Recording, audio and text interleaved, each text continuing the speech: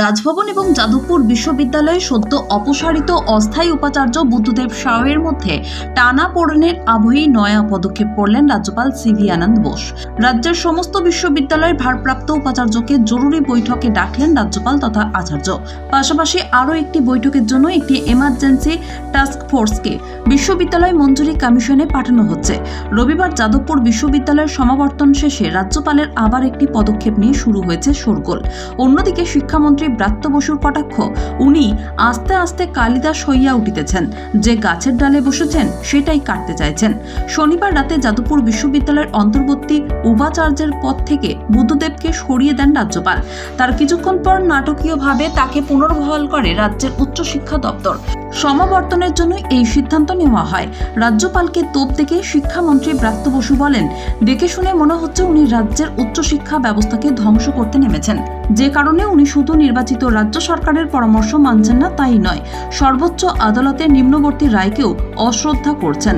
তার দাঁত নখ বেরিয়ে গিয়েছে। এর মধ্যে সমাবর্তন শেষ হতেই রবিবার একটি বিবৃতি জারি করে রাজভবন। তাতে বলা হয়, মঞ্জুরি কমিশনের নিয়ম এবং সুপ্রিম কোর্টের রায় অনুযায়ী বিশ্ববিদ্যালয়ের হস্তক্ষেপ করতে পারে না সরকার। এও জানানো হয়েছে যে সিভি আনন্দ যখন পশ্চিমবঙ্গের রাজ্যপাল হিসেবে দায়িত্ব গ্রহণ করেন তখন তিনি সমস্ত বিশ্ববিদ্যালয়ের উপাচার্যকে পদত্যাগ করতে বলেন, কারণ তাদের নিয়োগ সুপ্রিম কোর্টের নির্দেশ এবং মঞ্জুরি কমিশনের বেঁধে দেওয়া নিয়ম অনুযায়ী হয়নি। রবিবার রাজভবনের তরফে ব্রাত্যের দপ্তরকেও আক্রমণ করা হয়েছে। রাজভবনের দেওয়া বিবৃতিতে বলা হয়েছে, রাজ্যপাল কোনোভাবেই চায় না যে রাজনীতি দিয়ে বাংলার বিশ্ববিদ্যালয়ের শিক্ষা ব্যবস্থাকে কুলুষিত করা হোক, কিন্তু সুপ্রিম কোর্টের রায়কে অমান্য করে বিশ্ববিদ্যালয়গুলির স্বাধিকার ভঙ্গ করতে চাইছে শিক্ষা দপ্তর। বিবৃতিতে টেনে আনা হয়েছে বুদ্ধদেবের প্রসঙ্গ।